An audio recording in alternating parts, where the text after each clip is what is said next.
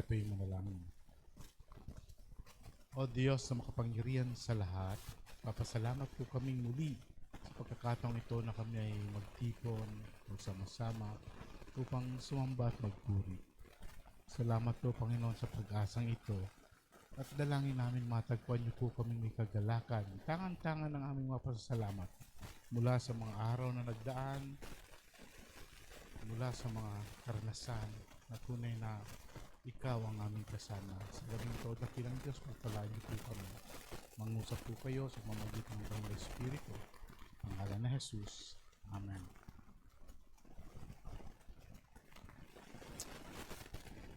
Nawala ang aking kagalakan, nasa akin ang kalungkutan, may sakit ang aking puso. Ako'y nasasaktan para sa aking mga dukhang mamayan.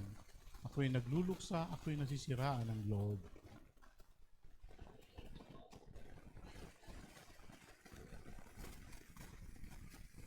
Nawala na ba kayong pabango sa Gilead? Wala na bang manggagamot doon? Bakit hindi pa naibabalik ang kalusugan ng aking mga dukhang mamamayan?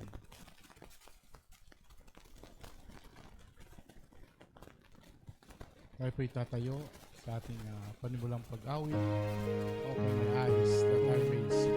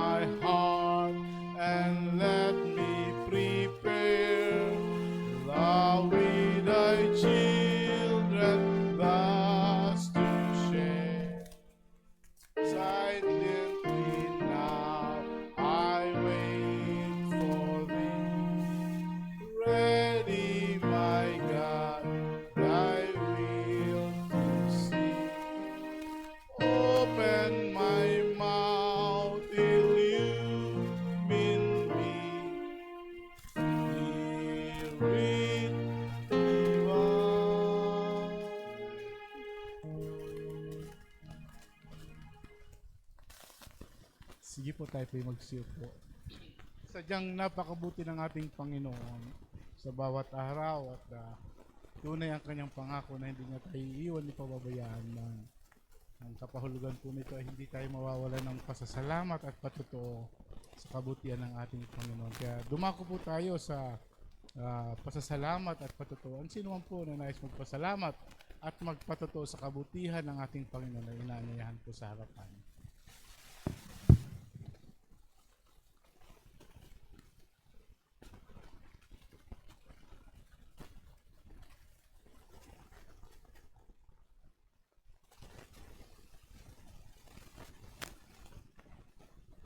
Good evening po sa ating lahat. Talagang napakabuti po ng Panginoon. Naranasan namin noong Sunday ng morning. Mga 6 o'clock po yun sa likod lang ng bahay namin. Dumaan yung ipo-ipo. Talagang napakabuti na po. Nung kala ko ano lang po, yung ugong lang. Sabi ko, kung may tidal wave, maano yung may ditiningnan ko. Wala pa naman. Tapos nung tingnan ko uli, sabi ko, ano kaya yun? Ugong na yun. Yun na pala po yung ipo-ipo, nasa may ano. Kaya yung nakabukas yung bintana ako dun sa naglilinis kasi ako nung pinamili ko.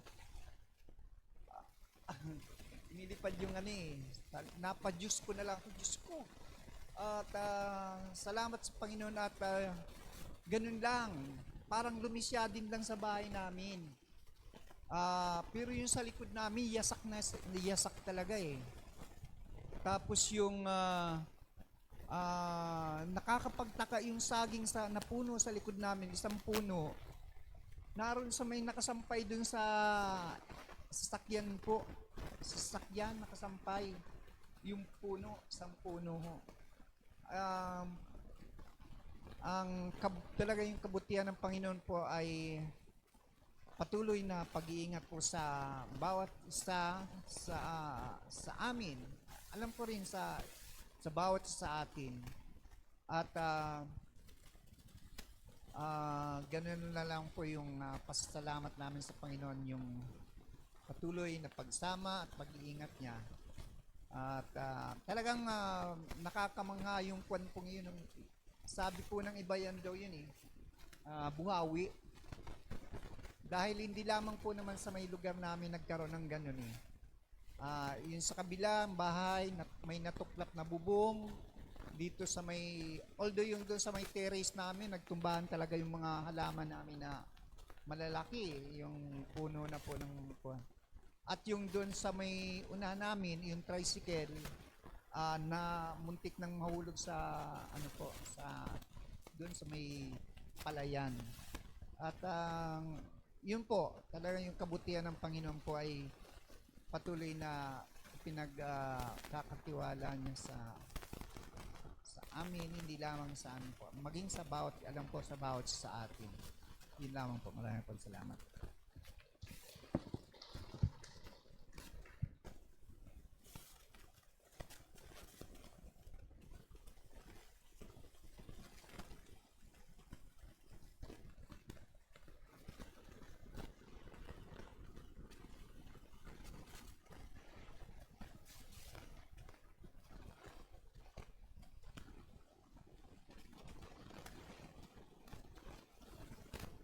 Magandang gabi po sa ating lahat. Muli, midweek. So, napakabuti ng Panginoon. Nagpapasalamat po ako kasi naramdaman ko din po yung pag-iingat. Pauwi po kami galing Legazpi.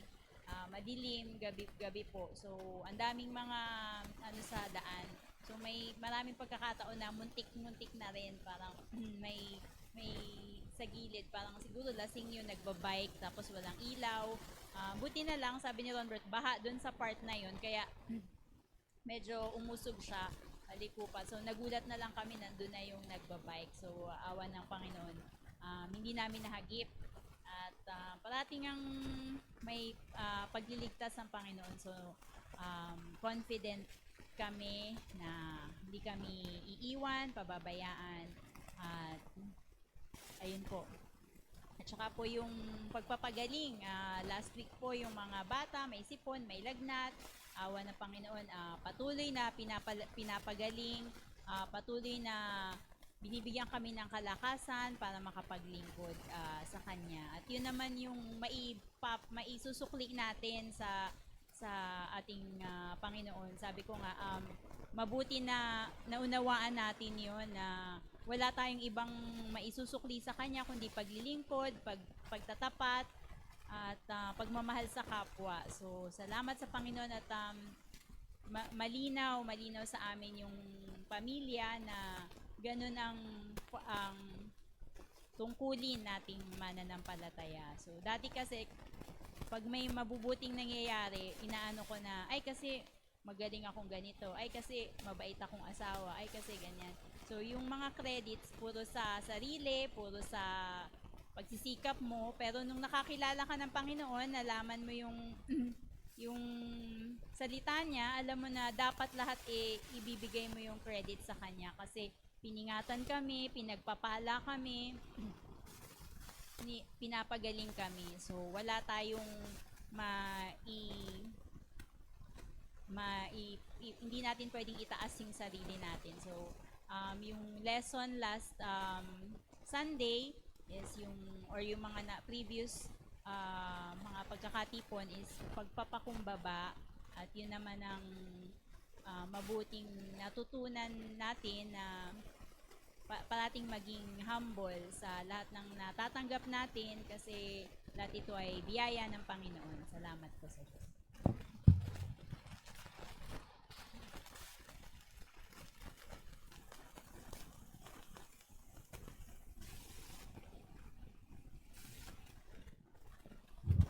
Magandang gabi po sa kanilang lahat. Hindi po dapat na baliwalain ang buhay, ang ang ang kaloob po sa atin ng Panginoon na buhay na ito ay hindi po dapat na take for granted. Kaya ako po ay nagpapasalamat sa araw-araw na kaligtasan at provision sa araw-araw, Panginoon. Ako po ay nagagalak na kasama ko po kayo at parte ng aking buhay ang SLUMC. At kayo po ay bahagi ng aking mga panalangin sa araw-araw at sa tuwi po akong nananalangin. So ako po ay nagpapasalamat kung ako man po ay kasama din sa inyong mga panalangin. Maraming salamat.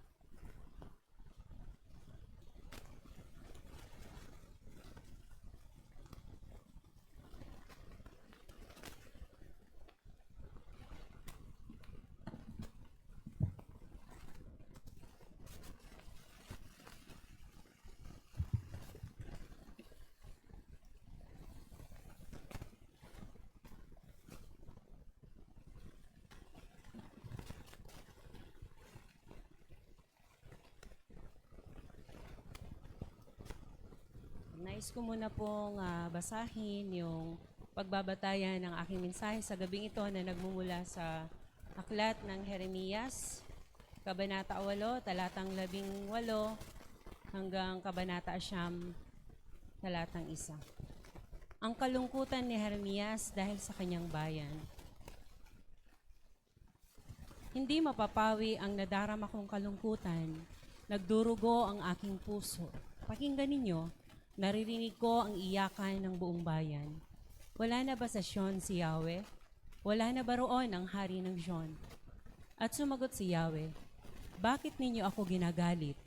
Bakit kayo sumasamba sa mga Diyos-Diyosan na hindi ninyo kilala at wala namang kabuluhan? At sumigaw ang bayan. Dumaan na ang tag-araw, tapos na rin ang anihan, ngunit hindi pa kami naliligtas. Para akong sinuntok sa dibdib dahil sa hirap na sinapit ng aking bayan. Ako'y nananangis, lubos akong nalilito. Wala na bang panlunas sa Gilead? Wala na bang manggagamot dyan? Bakit hindi gumagaling ang aking bayan? Sana'y naging balo ng tubig itong aking ulo at bukal ng luha itong mata ko upang ako'y may iluha sa maghapon at magdamag para sa aking mga kababayang namatay.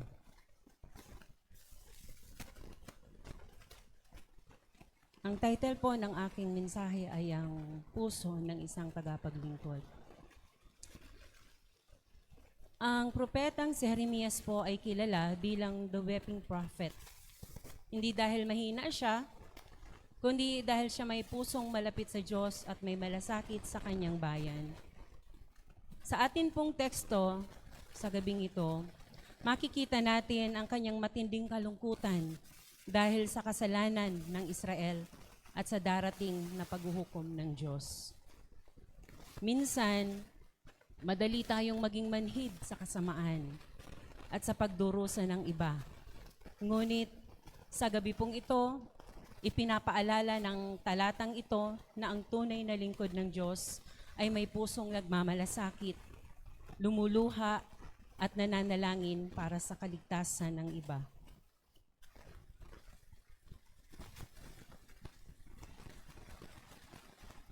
Ang puso ng propeta ay puno ng lungkot. Sabi po sa English, verse 18, "Oh, my comforter in sorrow, my heart is faint within me." Hindi mapapawi ang madarama kong kalungkutan, nagdurugo ang aking puso. Hindi natutuwa si Jeremias na parusahan ng bayan. Sa halip siya'y nanlumo at naghahanap ng kaaliwan mula sa Diyos. Paalala po ito sa atin na kung tunay tayong nagmamahal sa kapwa, hindi tayo magiging mapanghusga, kundi mahabagin. May mga pagkakataon na may mga tao na hindi maayos ang relasyon natin.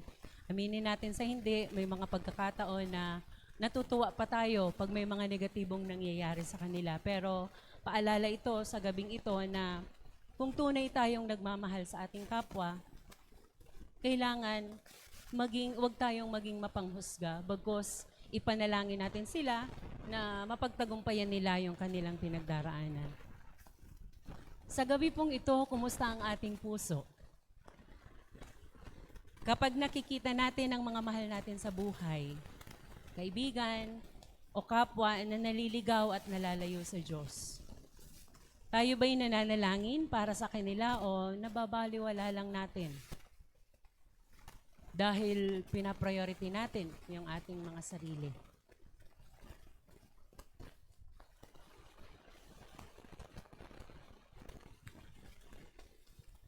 Ang hapis dahil sa kalagayan ng bayan. Sabi po sa verse 19 to 22, ang tinig ng bayan, "Is the Lord not in Zion? Is our King no longer there? Is there no balm in Gilead? Is there no physicians there?" Yun po yung tanong ni Jeremias. Ang tanong na rhetorical. Ibig sabihin, hindi talaga naghahanap ng sagot. Dahil meron pong lunas. Ngunit, ayaw nilang tanggapin. Ang balm in Gilead ay larawan ng kagalingan at kaligtasan na sa Diyos lamang matatagpuan. Ang kasalanan ang tunay na sugat ng tao. Di po ba? Ito yung nakakahadlang sa kaligtasan ng mga tao, yung ating kasalanan. At si Kristo lamang ang makapagpapagaling nito. Kahit po kami, pastor, hindi namin kayang pagalingin yung inyong mga kasalanan, kundi yung inyong relasyon sa Panginoon, yung ating paghingi ng kapatawaran sa Kanya. Tanging siya lamang ang makagagamot nito. Naway ipaalala nito sa atin na dalhin ng mga tao kay Jesus, ang tunay na manggagamot ng kaluluwa.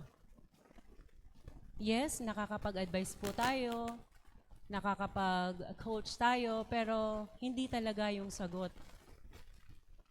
Bagkus, tanging ang Panginoon ang makapagbibigay nito sa sino mang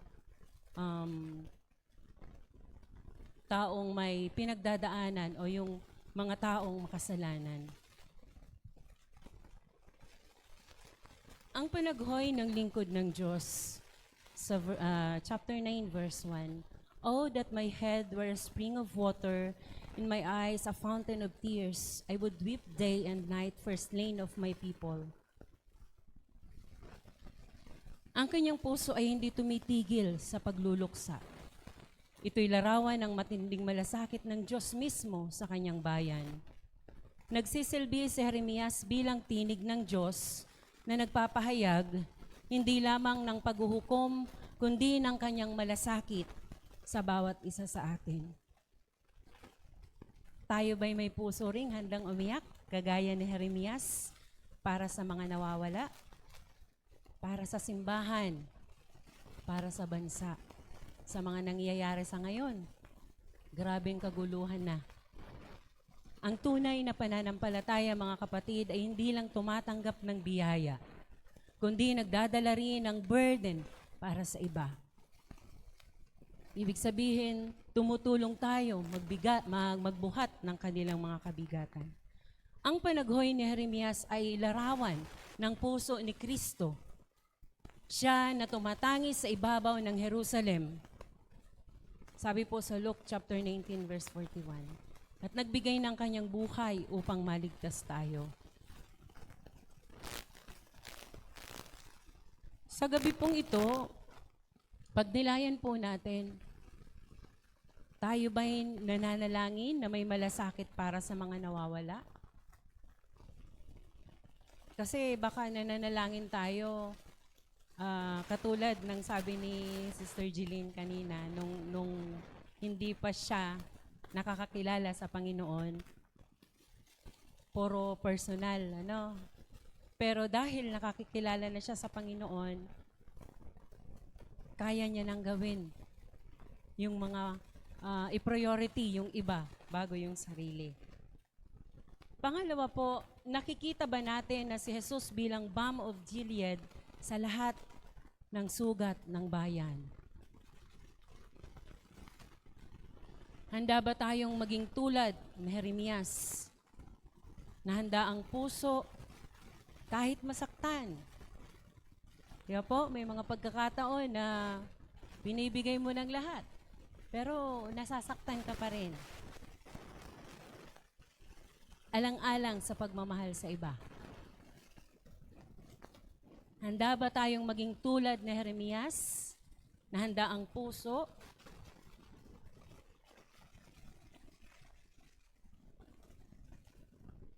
Ang challenge po sa atin ngayong gabi,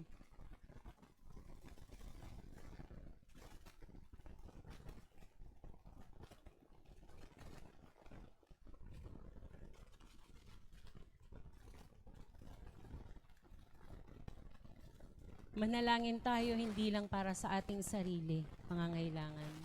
Katulad ni Jeremias, kundi para din sa mga mahal natin sa buhay, para sa ating kapwa, lalo tigit sa ating bansa na ang gulo-gulo na. Kung alin pa yung mga leaders na dapat nangunguna sa mamamayan, sa kanila nang gagaling yung kaguluhan. Kailangan natin ng matinding panalangin para sa ating bansa. Kailangan na ipanalangin natin ang kagalingan ng bawat isa, maging ng ating bansa na nagmumula sa Diyos. Sa pangalan ng Ama, ng Anak at ng Espiritu Santo. Amen.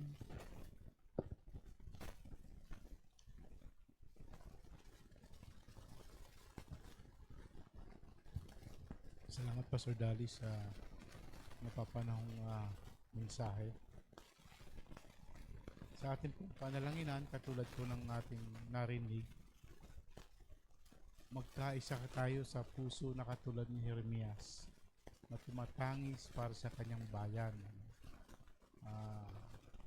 Yung kaguluhan sa ating pamayanan ay pamagitan ng ating panalangin, pamagitan ng ating taimtim na pagdulog sa ating Panginoon, nang sa gayon ay mayanig ang mga taong hindi nagtatapat.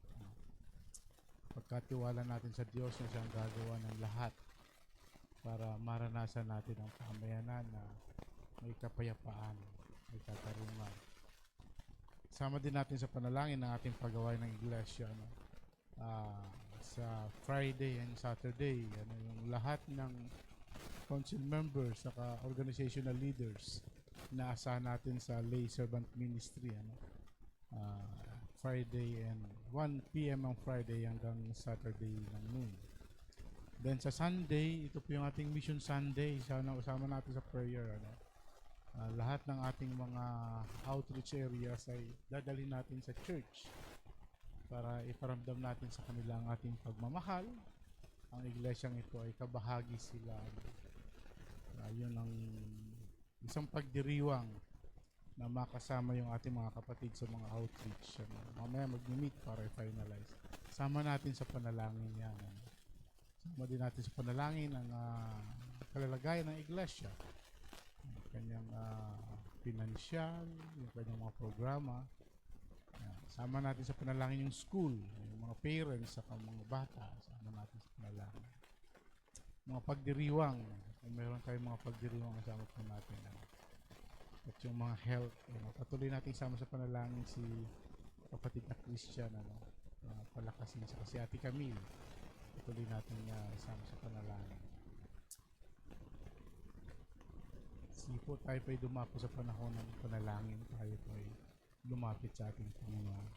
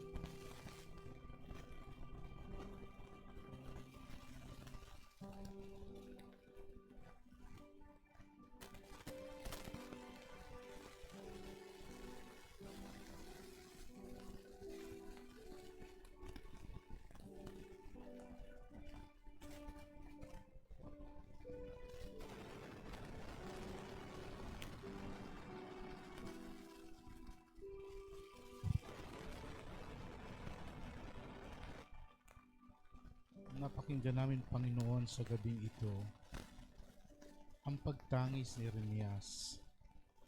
Natagpuan namin ang pusong mapagmalasakit, pusong mapagmahal sa kapwa. Sadyang napakarami ng katanungan. Nariyan ka ba? Kasama ka ba namin? Sa gitna ng mga karanasang ito, pagdurusa, kaguluhan, pagkakaiba-iba, pagkakawatak-watak, mga tanong na nagbibigay sa amin ng pangamba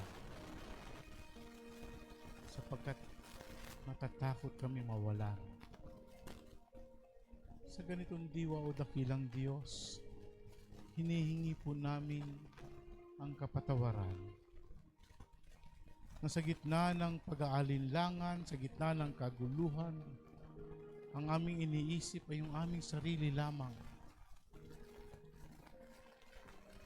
Yung aming sarili na sariling kapakinabangan lamang.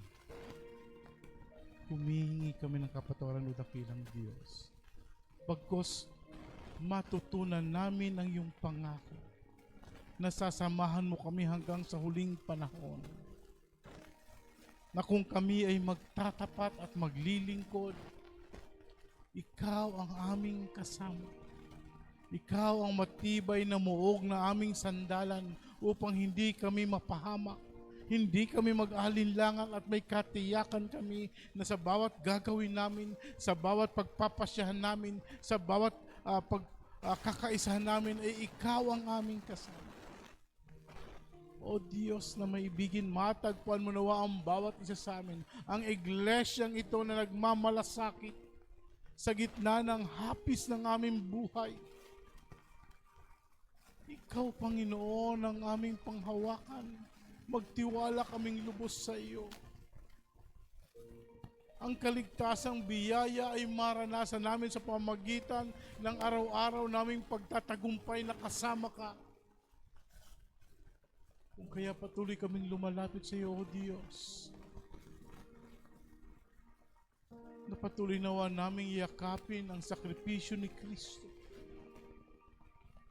na patuloy naming ipagdiwang ang iyong pag-ibig sa amin, at matagpuan namin ang aming mga sarili na nagtatapat sa iyo, na gumagawa ayon sa iyong kalooban, naglilingkod ng may katapatan. Salamat po, Panginoon, sa mga kapatid kong ito,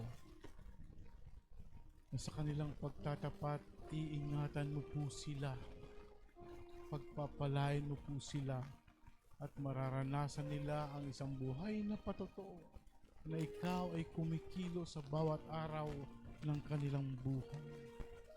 Maging ang iglesyang ito, dakilang Diyos, na hindi na nagsasawang magpahayag ng pagmamahal sa aming kapwa. Salamat, Panginoon, sa iyong pangakong pagpapalain mo kung kami magtatapat sa iyo. Kami po, Panginoon, ay gumagampan, gumagawa sa loob at labas ng iglesyang ito. Kaya dalangin po namin, Panginoon, na buksan niyo po ang pintuan ng langit upang maranasan ng mga kapatiran sa dakong ito ang mabiyaya at mapagpalang araw sa bawat araw na kami naglalakbay. Salamat po sa kaligtasan sa pamamagitan ng buhay at kamatayan ni Kristo. Pinapahayag po namin sa pamamagitan ng buhay at kamatayan ni Yesu Kristo, kami ay naligtas at kami ay sumasampalataya sa kanyang sakripisyo, sa kanyang pagpapagal. Katagpuin niyo po kaming nagpapagaldingan, pahayag ng aming pagsunod sa iyo. O dakilang Diyos, patuloy po kaming lumalapit sa iyo para sa aming mga kapatid na nasa banig ng karamdaman, si Ate Camille, ang kapatid na Christians, at ang iba pa, Panginoon, na hindi pa namin nakakasama na may mga pisikal na karamdaman. O dakilang Diyos, sa mga ibigin, kalingain mo po sila. Yayakapin mo po sila, Panginoon, at patuloy nilang madama ang kagalingan na mula sa iyo. Sa pangalan ni Jesus, maranasan namin ang tunay na kagalingan, ang kapatawaran, at magbunga nawa ito ng pagbabago sa aming buhay sa pamamagitan ng aming pagsunod at paglilingkod sa iyo. Salamat po sa buhay ng mga kapatid kong ito, na patuloy silang nagpapatotoo. Nawa matagpuan mong kanilang puso na may kagalakan sa bawat karanasan meron sila. Patuloy din po namin tinatalaga ang school, ang mga estudyante at mga magulang, ang administrations, Panginoon. Alam po namin na bahagi ito ng aming ministeryo. Dalangin ko po ang pag-iingat sa mga bata at sa mga magulang, maging sa mga teachers. Patuloy nilang maranasan ang pagkalinga at pagmamahal mo. May mga pagawain po kami, Panginoon, ay nilalapit namin sa iyo ang aming LSM, Panginoon, sa Friday and Saturday. Bless mo po, ingatan mo po ang mga kapatid na ito na dadalo sa pagawain ito, maging silang galing sa mga lokal na iglesia ng North Bicol District. Ang aming Mission Sunday, o dakilang Diyos, kapahayagan ito ng aming pagsunod sa iyo na tipunin, ipahayag, at iparamdam ang pagmamahal namin sa aming kapwa, Panginoon. Nawa, Panginoon, matagpuan mo kami bilang isang pamilya, bilang isang tahanan na ikaw ang kinikilalang Ama, Hindi man kami magkakakilala, Panginoon, subalit sa diwa ng pagmamahal mo, bibigkisin mo kami, O dakilang Diyos. Tutulungan niyo po kaming maihanda ang dapat mga ihanda para sa darating na linggo. At nawa magbigay ito sa amin ng inspirasyon na magpatuloy sa paglilingkod at pagtatapat sa iyo. Salamat, Panginoon, sa pagkakataong ito na patuloy mo kaming binibigkis ng pagmamahal. Nawa, Panginoon, patuloy mo kaming akayin sa dako ng mga kaluluwa na kailangang marinig ang iyong kabutihan at pagmamahal. Pagpalain niyo po kami sa gabing ito sa matamis na pangalan ni Jesus. Amen. Sige po, abang nililikom natin yung ating handog ay awitin po natin ang pangwakas na hymn, What a Friend We Have in Jesus.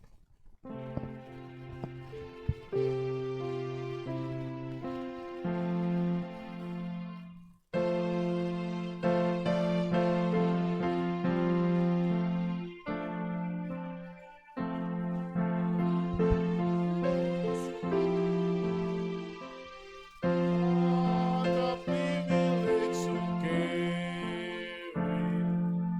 everything to God and pray. Oh, what peace we often see. Oh, what needless pain we bear. All because we do not care.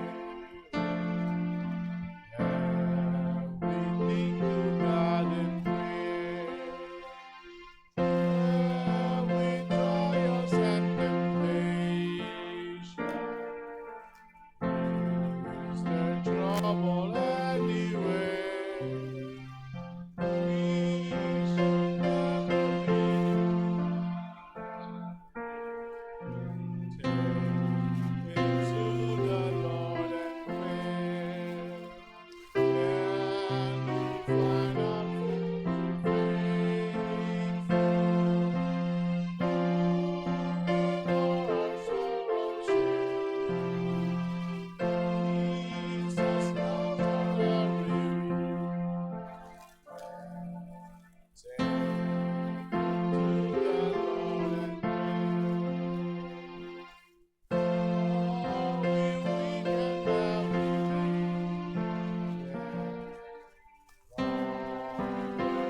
the Lord of care. Precious Savior, seal our breath. Take into the Lord and pray. Do your friends despite forsake. Take into the Lord and pray. In this undertaking shame,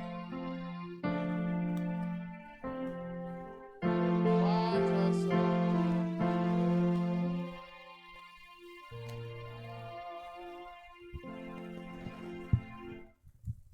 Mga kapatid, sa ating pagkakataong pagwawalay, mawaya maranasan natin ang tutok sa pagkakainyas, ang biyaya ng Diyos at sa tayo